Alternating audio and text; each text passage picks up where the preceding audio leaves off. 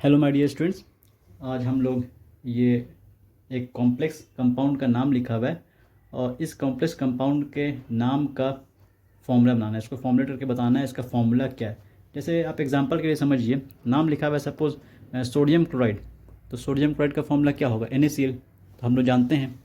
उसी तरीके से ये एक कॉम्प्लेक्स कंपाउंड है, इसका हम लोग को फॉर्मूला बताना है क्या होगा। ये इतना बड़ा नेम है, इनऑर्गेनिक कंपाउंड है, कोऑर्डिनेशन कंपाउंड, ये कॉम्प्लेक्स सॉल्ट है, उसका आपको नाम बताना है।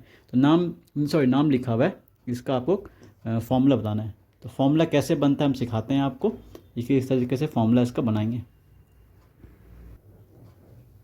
सबसे पहले इसमें आपको पहचानना है कि इसमें सेंट्रल एटम कौन है और लिगैंड कौन है।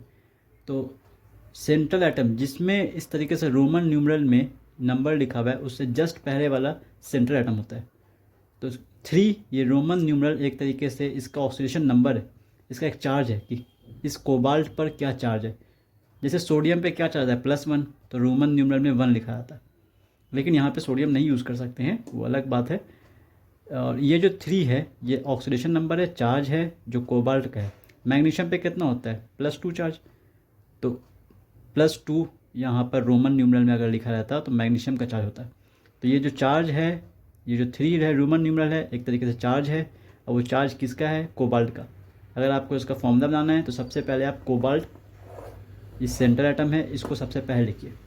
सबसे पहले हम लिखते हैं cobalt, CO, cobalt is CO। और उसके बाद सेंट्रल एटम से पहले जो चीज़ लिखा गया है वो आपका लिगैंड है। और इस लिगैंड में हमको इस सेंट्रल एटम का, इस लिगैंड का फॉर्मूला बना देना है। और इस लिगैंड का फॉर्मूला देखिए कैसे बनेगा। इसमें लिगैंड ये चीज़ है, ये पूरा लिगैंड है। और ट्रिस जो लिखा हुआ है, ट्रिस का मतलब होगा कि ये लिगैंड 3 टाइम्स है। अगर यहाँ पे 20 रहता, 22 रहता, तो इसका मतलब होता कि ये लिगैंड 2 टाइम्स है। तो ट्रिस का मतलब हो गया ये लिगैंड 3 टाइम्स है। तो ये लिगैंड है क्या? Ethane 1,2 diamine. इसका नेम एक इथिलीन डायमीन भी होता है और उसका फॉर्मूला होता है NH2 CH2 CH2 NH2, ये इसका फॉर्मूला है। और ये लिगैंड 3 टाइम्स है, इसीलिए ट्रिस लिखा गया।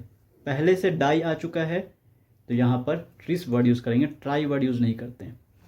पहले से डाई आ चुका है, 2 टाइम्स होता तो 20 यूज़ करते हैं। ये 3 के लिए ट्रिस यूज़ किया गया।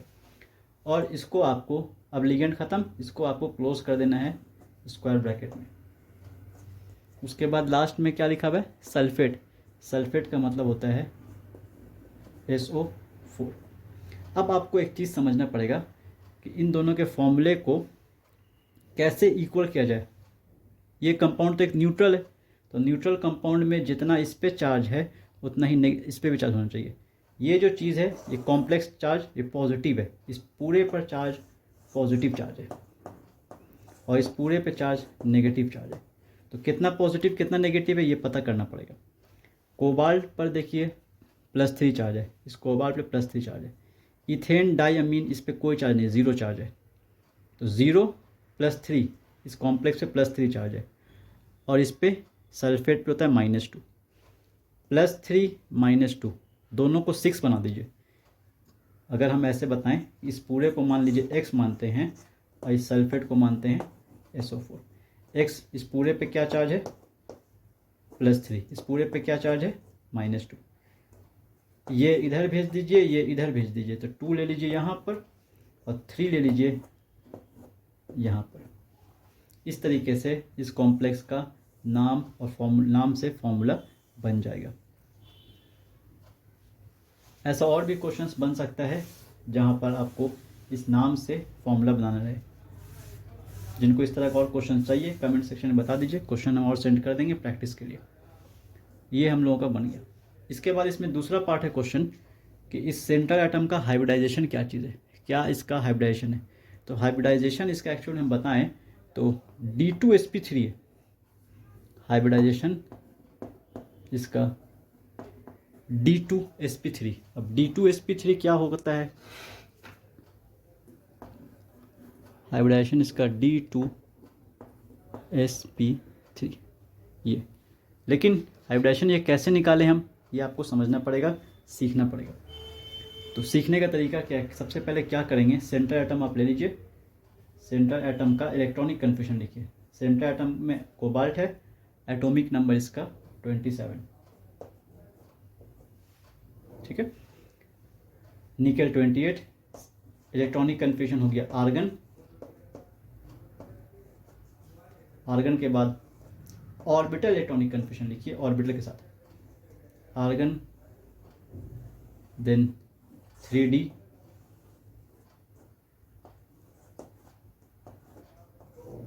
पहले तो 4s लिखा जाता है देन 3D, लेकिन हम जिस तरीके से सिखा रहे हैं आप वैसे लिखिए, 3D को यहाँ रहने दीजिए, 4s को यहाँ कर दीजिए, ईजी हो जाएगा आपको याद रखना कैसे हाइब्रिडेशन निकालते हैं। अब इसके बाद इलेक्ट्रॉनिक कन्फ्यूजन में इलेक्ट्रॉन रख दीजिए, आर्गन के पास 18 इलेक्ट्रॉन है, 2 इलेक्ट्रॉन्स 4s में हो गया हम लोगों का 20, बच गया 7 इलेक्ट्रॉन फिल करने का तरीका 1 2 3 4 5 6 7। एक क्वेश्चन पे फोकस करिए, हर तरह का क्वेश्चन इससे बन जाएगा आपसे। ये इलेक्ट्रॉनिक कन्फ्यूजन हो गया, लेकिन कोबाल्ट का मैक्सिमम n का वैल्यू 4 है, मीन्स ये 4th पीरियड का एलिमेंट है, इसका मतलब इसके पास 4 ऑर्बिट है, और 4th ऑर्बिट में s भी होता है, तो 4th ऑर्बिट में p भी होता है, p भी होता है, साथ साथ d भी होता है, उसके साथ साथ f भी होता है। ये तो 4p है, उसी तरीके से 4d भी होगा इसका,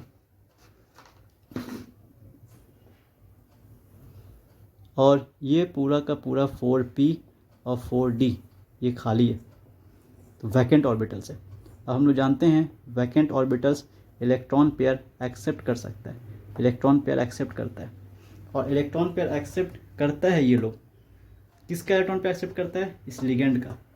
लिगेंड में जो नाइट्रोजन है उनके पास इलेक्ट्रॉन पेयर डोनेट करने की टेंडेंसी है, इलेक्ट्रॉन पेयर है, एक नाइट्रोजन एक इलेक्ट्रॉन पेयर डोनेट करेगा, दूसरा नाइट्रोजन एक और डोनेट करेगा, तो इथेन 1,2 डायमीन से 2 इलेक्ट्रॉन पेयर डोनेट होगा, मतलब एक मॉलिक्यूल 2 कोऑर्डिनेट बॉन्ड बनाएगा, तो 3 मॉलिक्यूल 6 कोऑर्डिनेट बॉन्ड बनाएगा। अब जो 6 कोऑर्डिनेट बॉन्ड बन रहा है वो कहा जाएगा कोबाल्ट का कोऑर्डिनेशन नंबर, और ये जो चार्ज है इसको कहा जाएगा ऑक्सीडेशन नंबर। ये भी एक टॉपिक होता है लेकिन ईजी है, तो इस पर ज़्यादा फोकस नहीं है, जैक बोर्ड पे से क्वेश्चन आता है ऑक्सीडेशन नंबर कोऑर्डिनेशन नंबर निकालने के लिए। और एक लिगेंड कितना इलेक्ट्रॉन पे डोनेट कर रहा है वो कहलाएगा उसका डेंटिसिटी। तो ये जो इथेन 1,2 डायमीन है 2 इलेक्ट्रॉन पे डोनेट कर रहा है, इसका डेंटिसिटी कहलाएगा 2, बाइडेंटेट लिगेंड इसको कहा जाएगा, और ये लिगेंड एक रिंग फॉर्म करता है। अब कंटिन्यू करते हैं इस पर, इसको कैसे सॉल्व किया जाएगा। देखिए कोबाल्ट बॉन्ड नहीं बना रहा है, बॉन्ड बनाने के लिए कोबाल्ट आयन बनता है। आयन कैसे बनता है, अपने ऊपर 3 पॉजिटिव आ जाता है, 3 पॉजिटिव कैसे लाएगा, 3 इलेक्ट्रॉन को लॉस कर देगा। तो 3 इलेक्ट्रॉन लॉस किस तरीके से होगा, जब 3 इलेक्ट्रॉन लॉस होगा तो उसके पास एटॉमिक नंबर 27 ही होगा, लेकिन इलेक्ट्रॉन तो कम हो जाएगा, और ये इलेक्ट्रॉन कम हो करके 24 बचेगा, और ये 24 इलेक्ट्रॉन्स डिस्ट्रीब्यूट होगा इन्हीं ऑर्बिटल्स में। लेकिन इलेक्ट्रॉन लॉस कहाँ से होगा, तो आउटर मोस्ट ऑर्बिट से। तो आउटर मोस्ट ऑर्बिट में 4th ऑर्बिट है, तो 4th ऑर्बिट से इलेक्ट्रॉन लॉस होगा। कितना इलेक्ट्रॉन लॉस होगा, 3। 4th ऑर्बिट में है कितना, 2, तो फिर एक इलेक्ट्रॉन और कहाँ से लॉस होगा, एक इलेक्ट्रॉन और लॉस यहाँ से होगा, तो 2 इलेक्ट्रॉन यहाँ से लॉस हो जाएगा, एक यहाँ से लॉस हो जाएगा, तो 3D में बचेगा 6 इलेक्ट्रॉन। अभी 3D में है 7 इलेक्ट्रॉन, तो 3D में बचेगा 6 इलेक्ट्रॉन। 6 फील्ड करने का तरीका 1 2 3 4 5 एंड देन 6 इलेक्ट्रॉन हो गया। अब ऐसा करने से 4s हो गया खाली, 4p हो गया खाली, और ये है 4d। अब अगर यहाँ से आपको समझना है, फिर ये जो लिगेंड है, ये लिगेंड स्ट्रॉन्ग लिगेंड है कि वीक लिगेंड है, ये आपको याद करना पड़ेगा। स्पेक्ट्रोकेमिकल सीरीज में ये एक स्ट्रॉन्ग लिगेंड की कैटेगरी में, और स्ट्रॉन्ग लिगेंड जब कोबाल्ट आयन से, ये कोबाल्ट +3 का इलेक्ट्रॉनिक कन्फिग्रेशन लिखे हम लोग, ये कोबाल्ट का इलेक्ट्रॉनिक कन्फिग्रेशन, ये कोबाल्ट +3 का इलेक्ट्रॉनिक कन्फिग्रेशन। अब कोबाल्ट 3+ के पास जब ये इलेक्ट्रॉन पेयर डोनेट करने आएगा तो अनपेयर्ड इलेक्ट्रॉन को बैक करके पेयर्ड कर देगा। तो ये इलेक्ट्रॉन इधर शिफ्ट हो जाएगा, ये इलेक्ट्रॉन इधर शिफ्ट हो जाएगा, दोनों हो जाएगा पेयर्ड और ये दोनों हो जाएगा वैकेंट। ये कब होगा याद रखिए, जब ये स्ट्रॉन्ग लिगेंड हो। तो जिनको भी स्पेक्ट्रोकेमिकल सीरीज चाहिए कमेंट में हमको बता दीजिए, आपको हम सेंड कर देंगे। स्पेक्ट्रोकेमिकल सीरीज में कौन स्ट्रॉन्ग है कौन वीक है। स्ट्रॉन्ग लिगेंड का काम क्या है, अनपेयर्ड को बैक करके पेयर्ड कर देना। अगर यहाँ पे वीक लिगेंड होता तो वीक लिगेंड ये काम नहीं कर पाता। ऐसे कंडीशन में ये ऑर्बिटल ये 6 ऑर्बिटल्स आपस में टूट करके एक नया ऑर्बिटल फॉर्म करता जिसका नाम होता S। 3p है तो sp3 और 2d का यूज़ करेगा तो sp3d2, तो हाइब्रिडेशन होता है sp3d2। लेकिन अभी ये d वाला बॉन्डिंग में पार्टिसिपेट नहीं करेगा, ये इलेक्ट्रॉन पे एक्सेप्ट नहीं करेगा, ये नहीं करेगा क्योंकि ये खाली हो जा रहा है। एक कोबाल्ट आयन में जब बॉन्ड बनाने आएगा स्ट्रॉन्ग लिगेंड तो ये दोनों खाली हो जाएगा। तो खाली होने के बाद फिर बचेगा क्या, ये देखिए वैकेंट जब हो जाएगा तो ऐसे कंडीशन में ये 2 ऑर्बिटल खाली हो जाएगा और यहाँ ये S वैसे ही रहेगा, ये 3p वैसे ही रहेगा और इस D में बॉन्ड नहीं बनेगा, ये D भी एज इट इज रहेगा। अब इलेक्ट्रॉन बचा कितना, पेयर्ड हो गया, इसमें 2 था, एक इधर आ गया, पहले से 1 था 2 हो गया, 1 था ये वाला इधर आ गया पेयर्ड हो गया। ऐसे करने से 2 बच गया। इसका नाम क्या है, इसका नाम है 3D, इसका नाम क्या है 4S और इसका नाम क्या है 4p। अब 2D का 1S का 3p का, तो D2 1S और p3 sp3, तो हाइब्रिडेशन क्या हो जाएगा D2sp3। बात समझ में आया? ये चीज़ कब हुआ, तो जब स्ट्रॉन्ग लिगेंड हुआ, अनपेयर्ड किया, तब जाके ये दोनों क्या हुआ खाली, तब ये दोनों बॉन्डिंग में पार्टिसिपेट किया। और इस तरीके से आप पहचान सकते हो हाइब्रिडाइजेशन हो जाएगा D2sp3।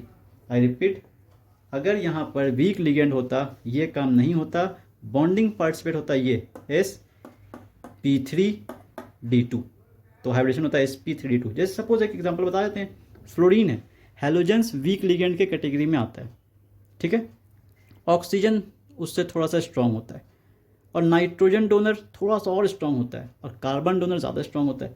तो नाइट्रोजन डोनेट करने वाला है और कार्बन डोनेट करने वाला ये ज़्यादा स्ट्रांग लिगेंड होता है। NH3 भी अगर यहाँ पे होता अमीन, तो NH3 के केस में भी यही होता, लेकिन यहाँ पे मान लीजिए फ्लोरीन होता, फ्लोराइड आयन, फ्लोराइड लिगेंड होता, ऐसे कंडीशन में ये प्रोसेस नहीं होता। फ्लोराइड आयन इनको इलेक्ट्रॉन पर डोनेट करता और ये 6 ऑर्बिटल मिक्स होकर के sp3d2 बनाता है। ऐसे कंडीशन में हाइब्रिडेशन बोलते हैं sp3d2, नॉट D2sp3, ठीक है।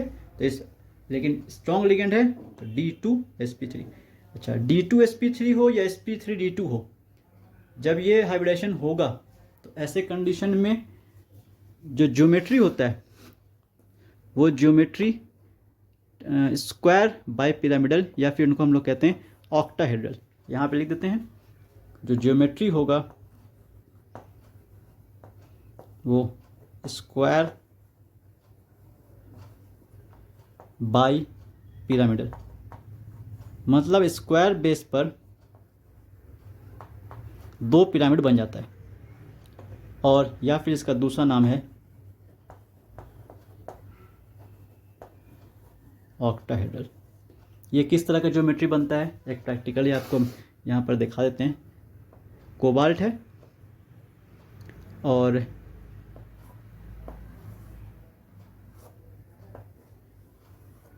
ये इमेजिनरी लाइन, ये एक बॉन्ड हुआ, ये एक बॉन्ड हुआ, एक बॉन्ड ये हुआ, एक बॉन्ड ये हुआ, ये आपका हो गया 4 बॉन्ड्स, एक बॉन्ड ऊपर और एक बॉन्ड नीचे। अब यहाँ पर है इथिलीन डायमीन, इथिलीन डायमीन जो ये है इथेन 1,2 डायमीन, उसको शॉर्ट में कहते हैं EN। तो EN का नाइट्रोजन जो है इधर डोनेट किया, एक नाइट्रोजन यहाँ से डोनेट किया, दोनों नाइट्रोजन डोनेट करता है इस तरीके से। तो इसको दिखाया था ऐसे, एक ऐसे और एक ऐसे, लेकिन इतना आप नहीं करिए, हम सिर्फ स्क्वायर बाई पिरामिडल का एक ज्योमेट्री आपको बताते हैं कि यहाँ पर एक एटम होगा नाइट्रोजन, एक नाइट्रोजन यहाँ होगा, एक नाइट्रोजन यहाँ होगा, ये डोनेट करने वाला नाइट्रोजन, एक नाइट्रोजन यहाँ, एक यहाँ, एक यहाँ। अब इन सबको अगर आप जोड़ दीजिएगा तो जोड़ने से एक ज्योमेट्री फॉर्म होगा और वो ज्योमेट्री मैच करेगा ऑक्टाहेड्रल से। इस तरह का ज्योमेट्री बनेगा। ये देखने में रेक्टेंगुलर बॉक्स दिख रहा है, रेक्टेंगुलर प्लेन दिख रहा है, लेकिन एक्चुअल में ये स्क्वायर होता है। इस स्क्वायर प्लेन पर एक पिरामिड ऊपर की तरफ बनेगा। पिरामिड कैसा शेप होता है? जिनका वॉल ट्रायंगुलर हो, ट्रायंगुलर वॉल पिरामिड होता है। तो एक पिरामिड बन गया। एक पिरामिड सेम नीचे की तरफ बनेगा और ये इस तरीके से इसका बॉन्डिंग आ जाएगा, एक पीछे वाले का बॉन्डिंग आ जाएगा और एक ये एक स्क्वायर बेस पर एक पिरामिड ऊपर, एक पिरामिड नीचे, नाम होता है स्क्वायर बाय पिरामिडल, जिनको ऑक्टाहेड्रल भी कहा जाता है। इसमें एक क्वेश्चन और बनता है कि इनमें कोई अनपेयर्ड इलेक्ट्रॉन नहीं बचा। Number of unpaired electron is 0। अगर नंबर ऑफ अनपेयर्ड इलेक्ट्रॉन 0 आता है, नंबर ऑफ अनपेयर्ड इलेक्ट्रॉन अगर 0 आता है तो उनका मैग्नेटिक मोमेंट 0 होता है, मैग्नेटिक मोमेंट 0। और अगर मैग्नेटिक मोमेंट 0 होता है तो उसको हम लोग कहते हैं डायमैग्नेटिक सब्सटेंस। तो ये जो सॉल्ट है एक तरीके से डायमैग्नेटिक सॉल्ट, डायमैग्नेटिक सब्सटेंस। तो ये भी क्वेश्चन होता है एग्जाम में। अभी तो जो सेट दिया है, सेट रिलीज किया है सीबीएसई, उसमें क्वेश्चन ये है कि इसका आप फॉर्मूला बताइए, हाइब्रिडेशन बताइए। हम बहुत डिटेल में आपको बताए हैं, उम्मीद करेंगे इससे सारा तरह का क्वेश्चन आपसे बन जाए। अनपेयर्ड इलेक्ट्रॉन नहीं है, सपोज करिए यहाँ पे ऐसे होता तो एक अनपेयर्ड कहते हैं इसको, number of unpaired electron is 1। ऐसे कंडीशन में हम लोग मैग्नेटिक मोमेंट निकालते हैं और मैग्नेटिक मोमेंट निकालने का फॉर्मूला होता है mu is equal to root of n into n plus 2, where n is number of unpaired ion और bm is bore magneton, unit होता है उसका। एक और बात, इसलिए एक क्वेश्चन ये भी होता है कि जो d ऑर्बिटल पार्टिसिपेट किया है अंदर वाला 3d यूज हुआ है, 4d तो यूज हुआ नहीं है, तो 4d बाहर वाला ऑर्बिटल है। तो ऐसे कॉम्प्लेक्स जिनमें d2sp3 हाइब्रिडेशन आता है उसको इनर ऑर्बिटल कॉम्प्लेक्स कहा जाता है। तो इसको हम लोग इनर ऑर्बिटल कॉम्प्लेक्स कह सकते हैं। और इनका दूसरा नाम भी होता है लो स्पिन कॉम्प्लेक्स, भी इनको कहा जा सकता है। ये हम लोगों के पास हर तरह का क्वेश्चन जो था इसमें सॉल्व हो गया। आपको रिपीट करा दे रहे हैं क्या क्या चीज़। सबसे पहले ऑक्सीडेशन नंबर, ये जो 3 लिखा हुआ है ऑक्सीडेशन नंबर है। कोबाल्ट पे क्या चार्ज है? कोबाल्ट पे +3 चार्ज है। इसका मीनिंग ये होगा कि कोबाल्ट पे +3 चार्ज है, ये इसका मीनिंग होता है। दूसरा क्वेश्चन यहाँ पे कोऑर्डिनेशन नंबर। ये जो लिगेंड है, इस लिगेंड में नाइट्रोजन 2 नाइट्रोजन डोनेट कर रहा है, तो इस लिगेंड का डेंसिटी 2 होगा। 2 कोऑर्डिनेट बॉन्ड बनाएगा एक लिगेंड, और एक लिगेंड 2 बॉन्ड बना रहा है तो 3 लिगेंड 6 बॉन्ड बनाएगा। Number of coordinate bond found by central metal atom is coordination number, तो कोऑर्डिनेशन नंबर 6 है। दूसरा क्वेश्चन हो गया, इसका नाम लिखना है, इसका फॉर्मूला बनाना था, फॉर्मूला बन गया। सेंट्रल एटम का हाइब्रिडेशन बताना है, तो हाइब्रिडेशन क्या आ रहा है? d2sp3, पूरा प्रोसेस देख लिया हम लोग। अनपेयर्ड से पेयर्ड हो जाता है, बैक चल जाता है ये इलेक्ट्रॉन। ऐसा क्यों होता है? जब स्ट्रॉन्ग लिगेंड आता है तब, वीक लिगेंड होता है तो ये चीज़ नहीं होगा। स्ट्रॉन्ग लिगेंड में d2sp3 फॉर्म होगा, वीक लिगेंड में sp3d2 फॉर्म होगा, लेकिन दोनों ही का geometry square by pyramidal octahedral होगा। नंबर ऑफ अनपेयर्ड इलेक्ट्रॉन 0 है तो म्यू 0 आ जाएगा, क्योंकि फॉर्मूला ये होता है अगर n 0 तो mu 0। Mu magnetic moment, magnetic moment अगर 0 आ रहा है डायमैग्नेटिक, मैग्नेटिक मोमेंट अगर नॉन 0 आ रहा है, समथिंग कुछ वैल्यू आ रहा है 0 नहीं पॉजिटिव वैल्यू, वो कहलाएगा पैरामैग्नेटिक। इस वीडियो में इतना ही। आप उम्मीद करते हैं आपको सारा कुछ क्लियर हो गया होगा, और ऐसा कोई आपका डाउट है तो नेक्स्ट क्लास में उसको सॉल्व किया जाएगा। आज के लिए इतना ही। Like and subscribe for more videos. Thank you.